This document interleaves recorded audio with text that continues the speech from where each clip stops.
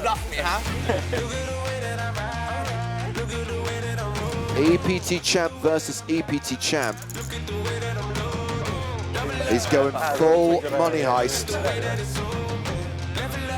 If he calls, it's over. Nicholas Elstedt on the button. He didn't used to play big hands. 23 big blinds effective here for Patrik Antonius, facing a button open from a guy that just looked down at 92 cards and put in 16,000. You have to imagine this is going to be everything from Patrik. All of it, says Patrik Antonius. And Rory Jennings. Oh, look at the stress on his face. Looking like a deer in headlights. I mean, by the way, this I don't know what to do here. I got a big hand. Like, really wearing Not much of a poker face here from Rory Jennings. Him as well, of all people.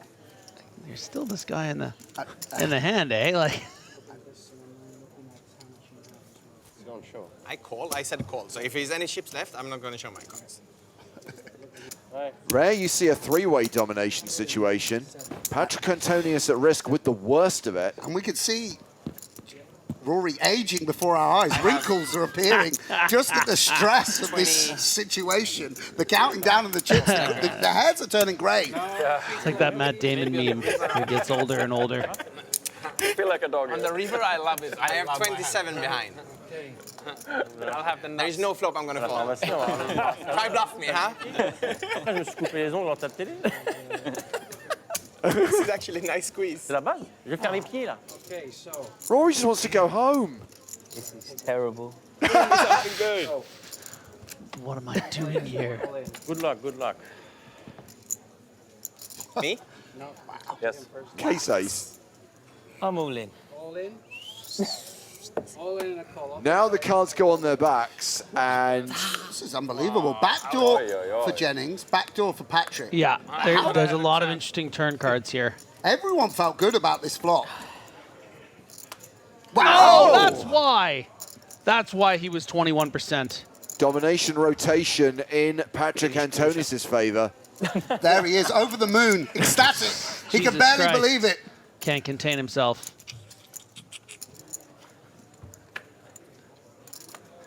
And that is going to 27 leave per side. Well, stat with just 60K. Ooh. yeah, Lena 900 is going to win the side pot, but that is more than a triple up for Patrik Antonius, who's now up to 569K. He's gone from bottom place I thought you made a flush. Wow. to second place. Oh What? my You gosh. made a flush. That's crazy. Patrick, there was no flush out there. And here he is, representing the PCA, potentially. Ace-Jack on the button. Oh, Antonius has got the Spraggy, ace-7 offsuit, and he's going to defend his big blind. No small blind in this hand. Oh, my word. My Ace-Jack-7. God. Two pair for both players. I mean, this doesn't always go in based on the run out. Like, it's too strong to check raise sometimes, right? I mean, there's the a bit of Solverland where you don't want to check raise top and bottom, but I think Patrik is someone that will fast play. At least, well, he doesn't, just calls. And yeah, it's an important turn here. A king or a jack brick. would. Oh, my days. My wow. days. Jeez Case whiz. ace on the turn. Both players now with a full house. Antonius cannot win the pot outright. He's drawing to a chop. And Rubinho doesn't slow play. Yeah, the only world where this doesn't get all in is if it's like a king or queen on the river and Robin overbets kind of thing. Like, we shall see. We shall see. Patrik isn't going to want to let him bet a jack and check back or something of that nature.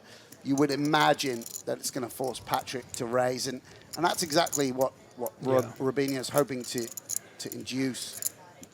Just calling. Oh my days! Slow play on slow play. Yeah, calls a 26K. The river is a 9. yeah, this is.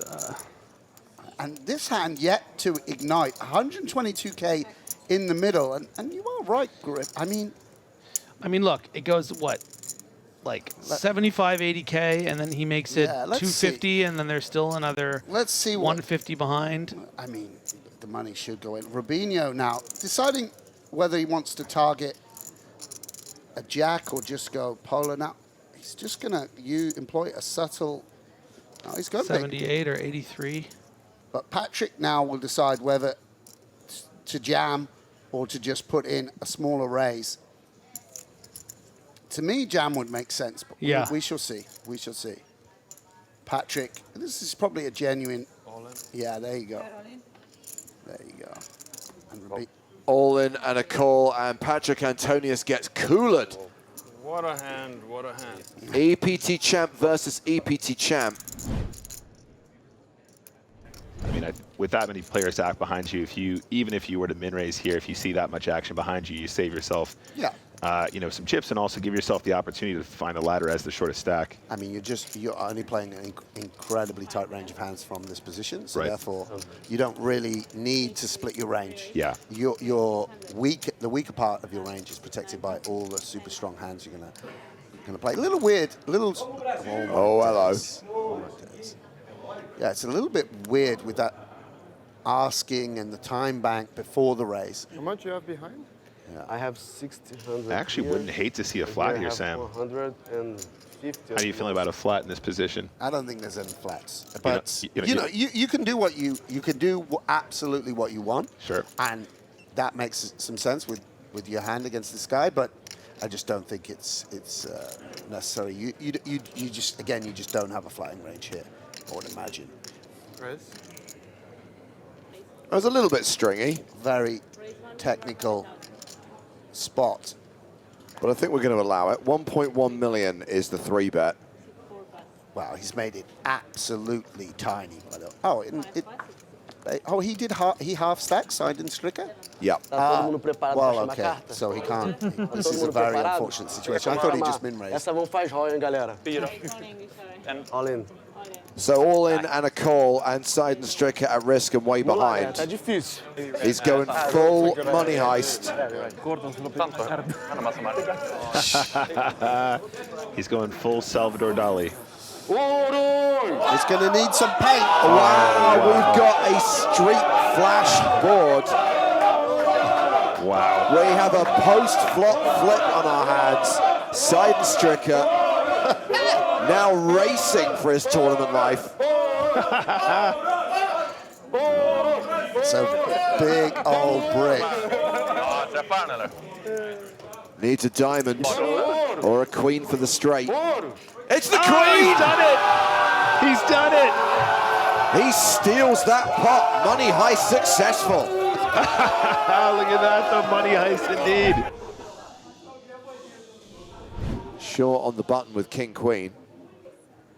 Raises to 800,000. Ace queen for Simon Wiciak. So Carl Shaw got about 30 bigs behind here. This actually might just be a 3-bet and get it in, James.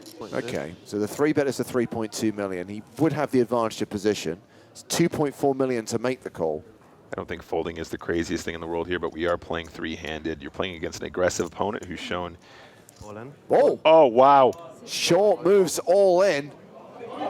I think it's a call, James. And Wiciak has called. Yeah. This is a domination situation. Carl Shaw at risk and way behind. King 10 folded by side and stricker, so he's actually a 4-1 dog here. Wow, immediately action. Like I said, this could have gotten messy pre-flop, and indeed it did. We're going to run this board, which is king high. Wow. Domination rotation. And Shaw is now an 86% favorite to double up. Jack on the turn makes things spicy. Yeah, Wiciak picks up additional outs. An ace or a 10 on the river would eliminate Carl Shaw. River card is an ace. Oh, wow. What a Barry reversal. Greenstein appears. We get domination restoration, and we see the elimination of Carl Shaw. All right, next hand, Queen 10 of the offsuit variety for side and streaker. Raised to 1.1. Wiciak with 6-5 of clubs. This is not an unreasonable 3-betting hand, James. I definitely wouldn't mind a little raisey daisy here. A raisey daisy? Yeah, 6-5 suited, 8-7 suited. Definitely some frequency of 3-bet there at the stack depth. 1, 2, 3, 4, 5, 6, 7, 8, 16, 17. Wiciak has played one time bank card so far. 4 million. And you're right, Nick, he has decided to 3-bet with this hand. And I guess with a hand like Queen 10, with position, Side and Stricker can legitimately call this re-raise to 4 million? Yeah, absolutely. I mean, it just plays nicely in position. I don't expect to see a 4-bet here. That seems a bit over the top. But this is a very, very good situation to try and take it post-flop against an aggressive opponent. Indeed has the best hand, and that's an important part of deciding whether or not you're going to call. How frequently does my opponent actually have a bluff here? 9-5 deuce, so a pair of 5s for Wiciak. Side and Stricker with 2 overs to the board and a backdoor straight draw. Wiciak has the pre-flop betting lead and continues into this pot of 8.4 million. Yeah, there's quite a few nice turns here for Wiciak, as well as just having the pair right here, right now. But that small continuation in relation to the pot means he's going to float with Queen 10 here. Queen or a 10 would be very dangerous for Wiciak. So it was 3 million, the bet on the flop, called by Side and Stricker. Wiciak now slows down, checking this turn card. He is an 86% favorite, but it is Side and Stricker who's going to take over the betting. Yeah, James, I don't think he's intending on check folding this turn, especially not having picked up a straight draw, right? Even if he's got it completely wrong and he is losing, he still has additional equity with that 4 on the turn, although it's not a ton. I anticipate a check call on this turn loads. A player at Wiciak's level will understand that his opponent will have floats here with 2 overcards, for example, exactly like Queen 10. 3.5 million apiece. The 9 of hearts on the river pairing the board. 21.4 in the million. Side and Stricker has less than pot behind. Action's been checked to him for a second time. James, I really think that if he pulls the trigger, he could get looked up here. The 9 is actually a really, really good card to see if you have 6-5. Counting his stack in relation to the pot. He shoves. He bluff shoves with just Queen high. And Wiciak has the best hand with a pair of 5s. Wow, he can definitely call here. This is a spot that's going to be bluffed a ton given the action. If he calls, it's over. If he calls, he's an EPT champion. How much? He asked for a count. 21? I mean, it's most of Wiciak's stack. It would be a huge mistake to make. You call here and you're wrong. It's over for you. Yeah, I've got to say, I think the 9 is actually really good because the 9 kind of is what you think Side and Stricker might have when he limp calls here. This run out means there's fewer combinations of 9 remaining, and I think that means he's going to have more bluffs. I really think he might make the call here. It's a huge moment. Imagine making this hero call and claiming victory here in Barcelona. The former professional footballer, the former engineer, a guy who has been mentored and coached by Antoine Saout, with a decision that if he makes the right call, will earn him an EPT title. Look at this from the rail.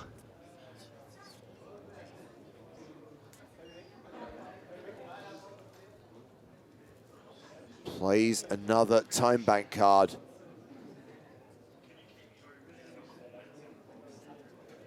I call. He's made the call! Oh, wow. We have a result here in Barcelona. It is Simon Wiciak from France who takes the title and trophy. The additional 100,000 euros in prize money and crushes the hopes and dreams of the Brazilians. Wow, what a call. Absolutely fantastic poker. He's dominated this tournament, and what a dominant call. Thanks for watching this video. Make sure to subscribe for more awesome poker content. And check out this video. The YouTube algorithm seems confident you'll like it.